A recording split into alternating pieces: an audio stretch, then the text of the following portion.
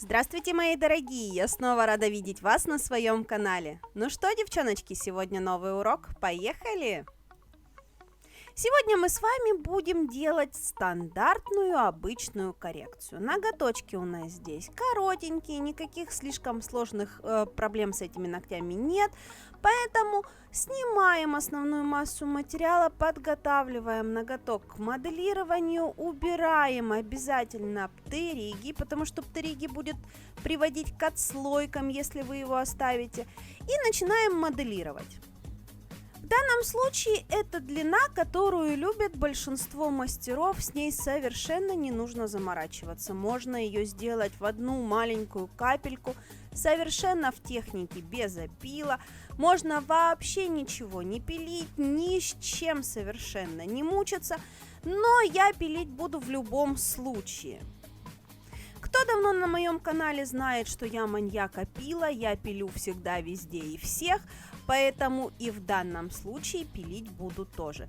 По моему мнению, я ни на чем не настаиваю, но чисто по моему понятию, опиленный ноготочек все равно смотрится интереснее, чем не опиленный, потому что как бы там ни было, под силой земного притяжения материал все равно опускается немножечко в бока, и ногти получаются слегка одутловатые, то есть такие пузатенькие ноготочки. Вот я пузатенькие не люблю, поэтому в основном, что я собираю на опиле, это боковые стороны.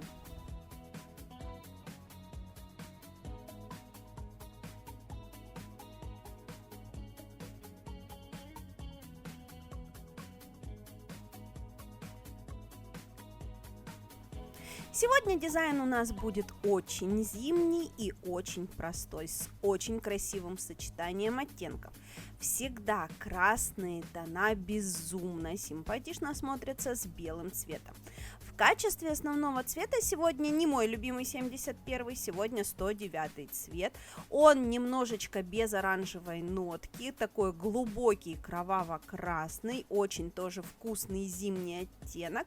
Зимой на самом деле, кто обратил внимание на то, что клиенты прям требуют красные цвета? У кого зимой расходится красная палитра, поднимите руку в комментариях, посчитаем, сколько нас таких. У меня, например, красные оттенки прям улетают. А вообще я очень люблю зиму, потому что у меня улетают красные оттенки и мой любимый синий. Куча всяких разных синих дизайнов мы делаем в зимний период. А вот в этом месте многие из вас могут задаться вопросом, что это за такие странные движения кисточкой здесь происходят. На самом деле это такой себе лайфхак, запомните, запишите. В данном случае финишем с матовым эффектом, то есть матовым топом, я рисую линии разметки своего будущего дизайна. То есть мне нужно, чтобы дизайн был максимально графичный, чтобы были максимально четко выделены зоны дизайна, и чтобы этих выделений зон было нигде не видно, поэтому я их разделяю именно матовым топом. Потом, когда перекроюсь, он совершенно растворится, его нигде и никак видно не будет. А благодаря вот этой вот разметочке вязка моя будет смотреться очень интересно, и вязать ее становится намного проще. Итак, вяжем бабушкин свитер. Опять же, всякие разные вязаные дизайны в предновогодний, в зимний период всегда находятся на пике популярности. В данном случае мы будем вывязывать узор просто под финиш, но на самом деле его можно было навязать и на финишное покрытие, пересыпать акриловой пудрой. Но тогда разметку нужно было бы делать по-другому, мы бы уже не перекрывали же дизайн, который мы акриловой пудрой засыпать будем, поэтому разметку, к сожалению, нужно было бы подумать, как сделать. А поскольку в данном случае ничего сложного, мы потом перекроемся финишем, все будет хорошо, замечательно. В данном случае вот эта разметка у нас растворится, ее видно не будет, и поэтому она нам в данном случае необходима. Далее самый основной вопрос, это какие же конкретно узоры нам сюда вывязывать. Открываем любые картинки с связанными узорами, связанными свитерами и берем оттуда какие-то элементы. Например, вот этот вот рождественский цветок, как он называется в вязке, в принципе, он очень популярен на всяких разных свитерах. Именно оттуда я его и забрала.